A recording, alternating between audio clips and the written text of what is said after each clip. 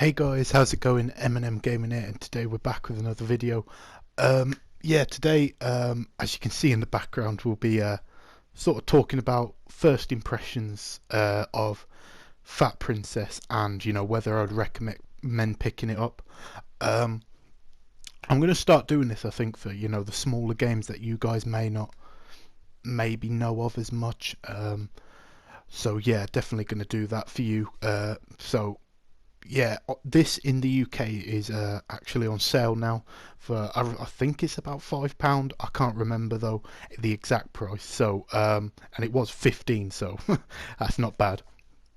So I picked this up, and the large kind of reason I didn't pick it up in the first place was a bit of confusion behind the whole sort of marketing behind it.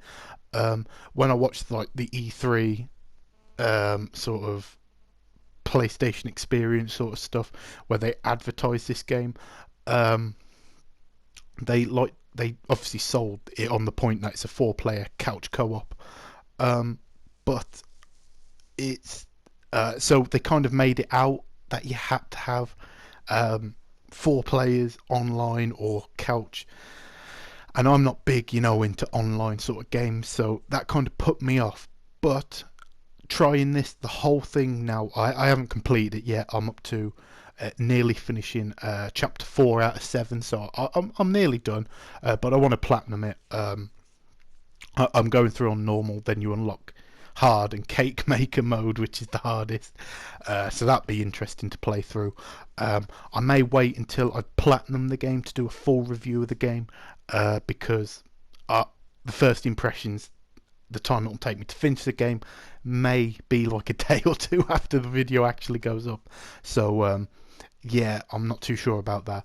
Um, so yeah, from what I've played, it's totally worth probably the £15 original asking price, but at this price now, it's an absolute steal if what you're seeing on the screen interests you at all.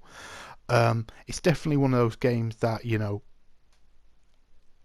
is more of a, even though it's like a hack and slash sort of game, it's more of one of those that you can put on for a couple of hours in the background and just have fun with. It's one of those really fun games. It doesn't take itself seriously because it's not like that serious of a game. And I guess it's something I probably really wanted to. I've been looking to play for a while. A few more less serious type of games, but they've executed this obviously very well. Um, so the game itself is not that long, I don't believe. I think I've put about 2, 3, 4 maybe hours into the game, and I mean, like, I'm about over halfway now, done. So yeah, it's a hugely long game, but the platinum will take you obviously a bit longer. Um, a few negatives. I did have, well, this isn't really the game's fault, but I will mention it because, uh, see, my little brother is using my old PS4, so I let him have my account that I'm using, obviously, now as the main account on there so he can play all my games. The problem is with that, when the PSN goes down for me, I cannot play the digital only games, which sucks a little bit, but that's why I probably haven't finished the game yet. Now, although it's very cute, it's full of colours and vibrantness and cute little characters. The game is tough. Don't let the characters fool you. The game is really tough. Obviously, the more people you have, the easier it is. But going through on my own on normal, it can be quite tough, overwhelming with the enemies. But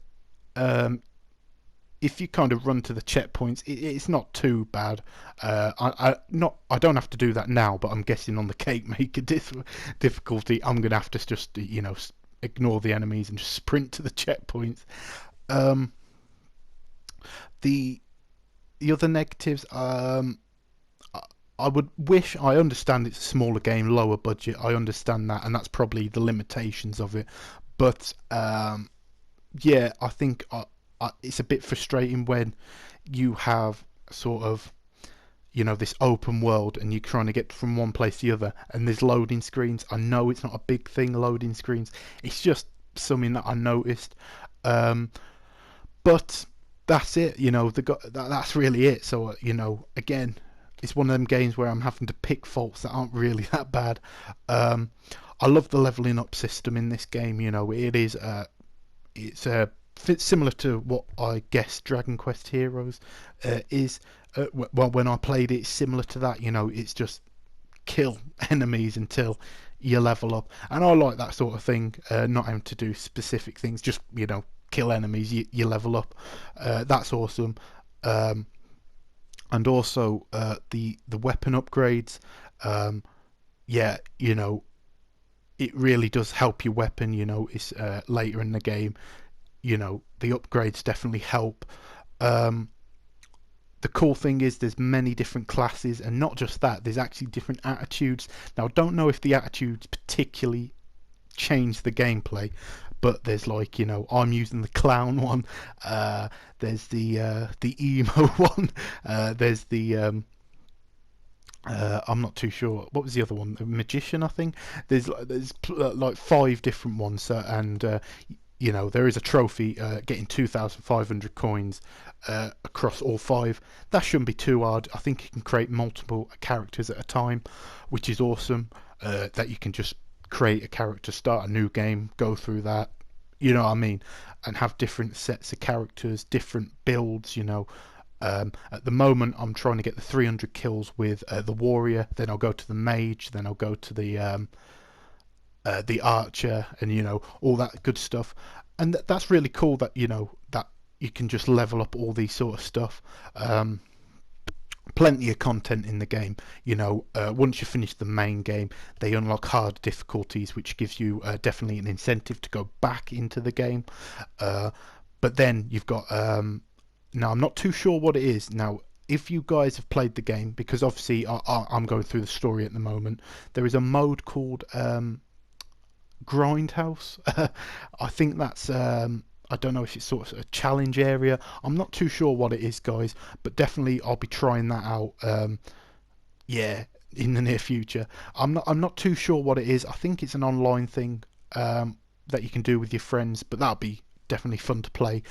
Like I said, though, you can play online, offline.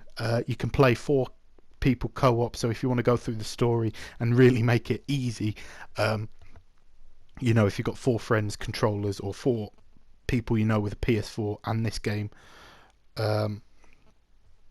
yeah, definitely it'd be a lot of fun.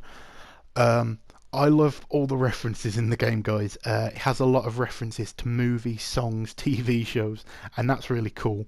You can definitely tell they're kind of a British sort of, well, I think, because they have a lot of British characters in here, well, English characters, and a lot of, English sort of songs and all that sort of stuff. And I find it really funny, obviously being from the UK myself. Find it really funny, all the references and all that. You got some sort of, I'd say, rude. They're not like swear words or anything, but for example, I did a side mission where I had to pick berries for Dingle, so that did make me laugh. And all that sort of stuff, sort of tongue-in-cheek sort of humour, and yeah, I really like that. It's not a really serious game, but with a lot of adult themes or anything like that, but it has that sort of thing, when games don't take themselves too serious, and that's what I really love about it. Also, look how many characters are on the screen now, and you'll see during the whole thing, and literally the frame rate just stays solid. Whatever it is, it doesn't drop, and that's awesome. There's different abilities, so let's just say I've got full health, but I eat some more cake. That actually makes you, I think it's in big mode, and you're basically like a sumo wrestler, just destroying everyone. As well as you've got the awesome mode where you've got once you get a certain amount of kills, your sword you level up and you get electricity on your sword. You're quicker, you're stronger, and that's awesome because you just tear through all the enemies. like I said, it is difficult. The game isn't easy, as it were. It looks maybe easy, but it isn't.